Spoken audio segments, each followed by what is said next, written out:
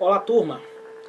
Ainda neste cenário de PCR, de parada cardiorrespiratória, nós temos um dado momento que chamamos de suporte avançado, como eu disse no nosso primeiro vídeo. O que vem a ser isso? Nada mais, nada menos é a intervenção médica, por ser um procedimento de cunho exclusivo deste profissional, da intubação orotraqueal e da terapêutica medicamentosa. É super importante que a equipe de enfermagem esteja atenta e sabida deste procedimento, pois ela é fundamental para que tudo ande da melhor forma possível. Logo no preparo dos materiais importantíssimos para fazer esse procedimento. Então, o que acontece? O paciente, após iniciada as manobras de parada cardiorrespiratória ou ressuscitação cardiopulmonar, vai ter um dado momento em que, se o paciente estiver apresentando alguns sinais que vamos falar logo após, o médico vai necessitar fazer a intubação orotraqueal para garantir essa via aérea e assim realizar a ventilação, promovendo aí a perfusão dos órgãos aí nobres. Entendam que o coração está parado, então o débito cardíaco em dado momento vai baixar, não vai ter oxigênio e o paciente vai entrar em falência de múltiplos órgãos. Então precisamos manter aí essa via aérea adequada para fornecer esse oxigênio. E quais são as indicações aí desta intubação orotraqueal? O paciente está com o nível de consciência rebaixado. Ora, a partir da análise e da minha abordagem, nós vimos que para ser uma parada cardiorrespiratória, o paciente precisa estar inconsciente, com ausência da respiração e ausência de pulso carotídeo. Existindo isso, o nível de consciência desse paciente vai estar rebaixado. Em uma situação de trauma, a gente vai analisar a escala de coma de Glasgow, né? Porque um TCE ele pode imprimir aí uma situação de rebaixamento desse nível de consciência. Porque o que é que vai acontecer? Vai impedir o controle adequado da via aérea superior. Sendo assim, se eu não estou conseguindo ali, ou com o meu pocket mask, ou com o meu dispositivo bolsa máscara válvula, ventilar esse paciente, será necessário então uma via aérea definitiva com a intubação orotraqueal. O que é que neste cenário a gente vai encontrar? Uma falência circulatória, né, concomitante, se eu não tenho oxigenação, se eu não tenho perfusão dos órgãos, se eu tenho um rebaixamento do débito cardíaco, o paciente vai entrar em choque circulatório. Olha aí. E aí eu vou começar a analisar um cenário de isquemia miocárdica. Sobretudo se eu evidenciar aí, após a desfibrilação, essas arritmias graves que são incompatíveis com a vida, uma fibrilação ventricular e um ataque cardíaco ventricular. São ritmos chocáveis, né? Nós vimos isso. Então, o paciente pode apresentar também, como indicação aí de intubação, um grande trabalho respiratório. O paciente está dispneico, a gente consegue analisar ali que ele está começando a usar a musculatura acessória, o músculo diafragma, a respiração está paradoxal, né? E a gente não consegue ver ali com toda certeza quando está inspirando e expirando, né? Então, isso tudo é importante. O paciente começa a apresentar uma taquipneia persistente, né? Utilizando ali a musculatura acessória para manter aí os limítrofes, né?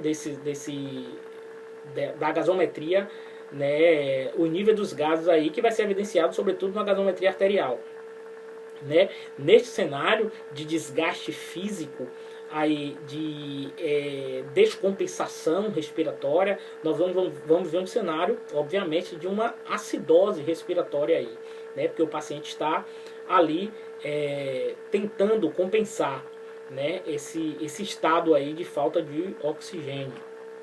E quais são os materiais que são importantes que a equipe de enfermagem esteja atenta e deixe preparado para esse procedimento da intubação orotraqueal? Se eu estiver no ambiente pré-hospitalar, obviamente eu já vou estar com esse cenário todo aí na minha maleta, né, e na minha mochila, né, a mochila de intubação orotraqueal e a maleta de medicação, que é justamente o que estamos falando aqui no suporte avançado. O suporte básico, nós vimos no vídeo anterior, que a gente vai fazer as compressões e as ventilações, fazer os protocolos, seguindo aquelas etapas, a gente consegue salvar esse paciente. Tudo de forma coordenada e de forma orquestrada. Como vamos saber isso? Estudando, com conhecimento, adquirindo conhecimento. E aí, primeira coisa, nós vamos nos paramentar, sobretudo hoje, com o advento aí, desta pandemia, trabalhar com a biossegurança e com os EPIs, né, o equipamento de proteção individual, é super importante. Então vamos deixar ali preparado, obviamente, luva, óculos de proteção, máscara, a cânula orofaríngea, como eu disse, vamos deixar a guedel ali, que possa ser que após a colocação da guedel, suspendeu a língua ali, o ambu a gente consiga ventilar com mais qualidade, deixar o ambu preparado, a extensão ali de oxigênio, o fluxômetro com o oxigênio já checado se está ali nos valores ideais para que a gente possa, por exemplo, fazer um deslocamento, né? Isso é super importante. E quem é responsável por isso é a equipe de enfermagem, para checar tudo isso e deixar preparado para a gente não ter surpresa nesse atendimento. Porque por uma negligência, a gente pode perder um paciente, né? Quais são os tubos que a gente tem que deixar preparados? Isso vai depender muito se o paciente for do sexo masculino ou feminino, mas o médico vai indicar. Geralmente usa-se 7 e 7,5 aí para mulher e 8 e 8,5 para homem. Deixar o fio guia, que é super importante, ali está o fio guia, que vai ser importante para uma intubação difícil ou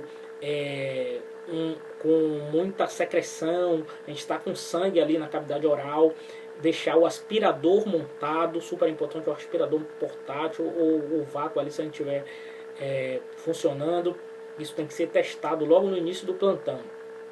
A seringa de 20, que é importante para insuflar o CAF, né?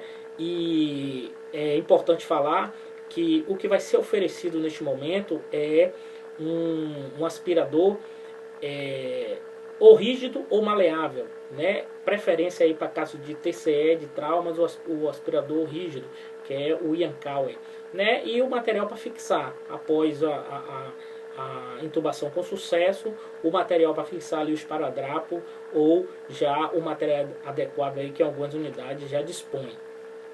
O que acontece? Ainda neste cenário, a gente precisa prever que a gente pode ter um cenário de intubação difícil ou de uma inexperiência do profissional que está ali tentando fazer, ou até uma dificuldade do paciente aí com a evolução do malampate, né? E aí o que acontece? O laringoscópio, ele é importante que a gente também cheque para se analisar qual a lâmina que o paciente, que o médico vai precisar, uma 3 ou uma 4, a gente pode deixar as duas ali de stand-by, todos os tubos, e super importante deixar uma máscara laríngea. O que é isso, gente? É um dispositivo supraglótico, né?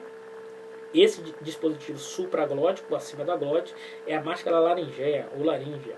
Também deixar ele de stand-by, porque havendo uma dificuldade, pode-se utilizar aí como estratégia para manter a ventilação desse paciente essa máscara laringea, que inclusive um enfermeiro capacitado e que já tem aí uma dominância nesse procedimento pode realizar apenas o dispositivo supraglótico, né? A gente vai ver que o enfermeiro treinado, o nosso Conselho Federal de Enfermagem já é permissível a utilização. Obviamente, gente, sabendo fazer, né? Mas a gente vai deixar também ali todo esse material, a máscara laríngea também. É importante deixar uma seringa do lado, porque ela não vai entrar, né, obviamente, na traqueia, mas vai ficar acima, por isso que é supraglótico, acima da glote. Mas é importante também porque ela tem um balonete, ela tem um cuff. Existem vários tipos de máscara laringea, né? Existe até máscara sem cuff, mas é importante a gente deixar ali porque ela pode ser útil também para esse paciente. Tanto a máscara laríngea como a guedel, né, que é a cânula orofaríngea, como a cânula nasofaríngea também. Vai depender tudo do cenário, de como a gente vai encontrar esse paciente para a gente prover esse material. O que é importante é tudo na mão, Está tudo ali ao meu alcance para que eu não perca tempo numa situação de via aérea avançada e a gente perca esse paciente por conta de uma inabilidade técnica, por conta de uma imperícia, imprudência ou negligência. Tranquilo? De intubação orotraqueal, isso, super importante. Agora, em um cenário de suporte avançado, nós temos também a terapêutica medicamentosa, que o médico ele vai ser responsável para orquestrar aí em que momento a gente deve fazer e quais as drogas que devem ser utilizadas. Vamos falar aqui de algumas drogas que são mais comuns, sobretudo como a gente falou do ritmo chocável, a fibrilação ventricular e taquicardia ventricular. Nós vamos ter um cenário também de assistolia, que é um tipo também A de negação, falta de sístole, assistolia ou de atividade elétrica sem pulso. Neste cenário o ritmo não será chocável e será aí de preferência, ou o protocolo estabelece o uso de drogas que vai ajudar a que sejam inotrópicas aí positiva para ajudar a esse coração funcionar, né? Primeiramente a gente vai precisar aí realizar o acesso venoso, super importante, a presença do técnico de enfermagem com acesso aí calibroso, né, para que a gente, além de volume, possa realizar as medicações venosas e, por situações extremas, drogas vasoativas, como a noradrenalina, né, ou uma dobutamina, né, que vai auxiliar aí o coração aí, tanto na contratilidade, né, do miocárdio, aí a gente chama dessa droga de cronotrópica positiva, como na frequência cardíaca, que aí a gente chama essa droga de inotrópica positiva, né? Super importante. A primeira medicação que vamos falar é da adrenalina ou epinefrina. Neste cenário, nós precisamos estar cientes de que eu vou precisar utilizar, né? O médico pode pedir, justamente, é a que é mais utilizada, e a equipe de enfermagem tem que estar pronto, com acesso pronto, né? E organizado. Quem vai ficar na terapêutica medicamentosa, quem vai auxiliar o médico na via aérea, tudo isso a gente tem que ser organizado para a gente ter um cenário aí show de bola, né, para salvar essa vítima. Então, o que é que acontece com a adrenalina? Ela vai aumentar a frequência cardíaca, os batimentos, então ela é o que? Inotrópica positiva, e o volume ali de sangue, né, porque eu disse a você, eu estou num cenário de baixo débito cardíaco, né, e ela vai minimizar a oferta de oxigênio na periferia desses órgãos, como o intestino, né, e aí vai maximizar o fluxo para os músculos voluntários, como aí o músculo cardíaco, né. Durante um PCR, o médico pode utilizar essa adrenalina endovenosa, e ela precisa ser anotada. O profissional que está ali na terapêutica medicamentosa, ele precisa estar ciente disso, que ela precisa ser anotada. E por quê? Porque tem um tempo de 3 a 5 minutos sem estar num cenário que o paciente não volta, vai ser feita uma nova dose, justamente para auxiliar o médico e auxiliar o paciente neste retorno aí. Outras drogas que podem ser importantes, gente, nesse cenário também são drogas antiarrítmicas, que é muito utilizada, é a amiodarona. A amiodarona também pode ser solicitado pelo médico, a gente estando ali pode ser feito em bolos ou colocado na bomba de fusão, aí o médico vai pedir, né? Geralmente quando está ali na cena, no local, a gente faz uma dose em bolos e para auxiliar aí o paciente aí neste cenário. O que acontece? Em muitas situações, existem os médicos que também usam a lidocaína sem vaso, né? Que vai auxiliar também aí fazendo esse papel. Em casos de suspeita de acidose metabólica, né? Para todo o ácido, a gente vai usar o que? A base. A principal base é o bicarbonato de sódio. Então, nesse cenário aí, além da maleta da via aérea, da mochila da via aérea, a gente vai ter a maleta da medicação. Essa maleta da medicação, a gente vai pegar todas essas medicações que já tem lá e realizar nesse paciente com toda a segurança. O importante dizer, eu não posso misturar as seringas. A gente precisa ter, apesar de ser um cenário, gente, de guerra, a gente precisa ser organizado. planejar tudo, assumir o serviço, checa tudo e deixa tudo organizado. A gente não pode misturar a seringa da adrenalina com a do bicarbonato de sódio. Evitar isso aí. A seringa da adrenalina tem que estar, sobretudo, aí identificada, e após isso realizar também um bolos aí de soro, água destilada, após realizar, justamente para correr essa adrenalina aí com mais rapidez e eficácia.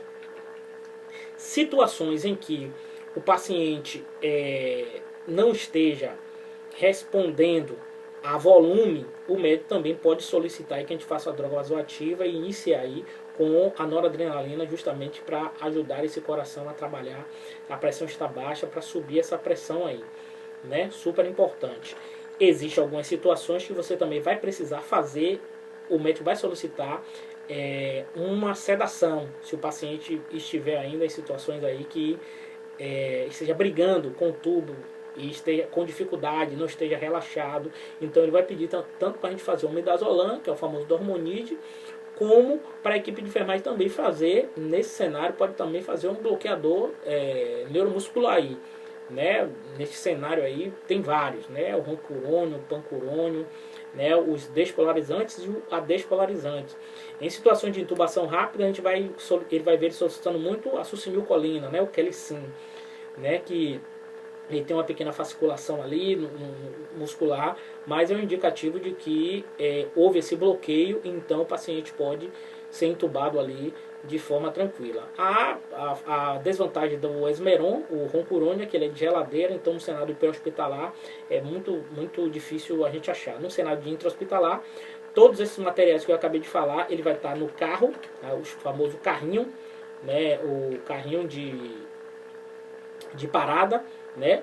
Esse carro tem várias gavetas ali, 5 gavetas que são colocadas todos os materiais necessários para isso. As gavetas são todas arrumadas, né? O desfibrilador em cima, com oxímetro, um monitor de transporte. Existe hoje um desfibrilador que ele já é monitor cardíaco e cardioversor, né? Olha aí a tecnologia sendo a favor aí da medicina, isso é super importante. E a primeira gaveta vai estar a medicação, falando no cenário de intra-hospitalar com o carrinho. A segunda gaveta vai estar ali o material de intubação, seringa e material de via aérea. A terceira vai estar ali os materiais de EPIs, né, para a gente trabalhar com a biossegurança, todos os materiais, luva, máscara, gorro, óculos de proteção. A quarta gaveta ali pode estar materiais de soro, né, para a gente fazer volume ou até expansor plasmático, como o Voluven, o Gelafundin, super importante também, para um cenário sobretudo de pré-hospitalar, que a gente não tem ali concentrado de hemácia para fazer. E outros materiais podem estar na quinta gaveta ali, como um dreno de tórax, se for necessário, né, para aspiradores, para realizar aí látex para extensão, tudo isso vai estar ali. Drogas vasoativas já com as soluções padrões, já vai depender muito do cenário, do local onde você esteja. O importante nesse cenário de suporte avançado, tanto da via aérea quanto da terapia medicamentosa, é estar todos os materiais conferidos, todos os equipamentos verificados que se estão em pronto emprego para uma necessidade de a gente realizar aí a nossa terapêutica. Forte abraço, ficamos por aqui, estuda que a vida muda.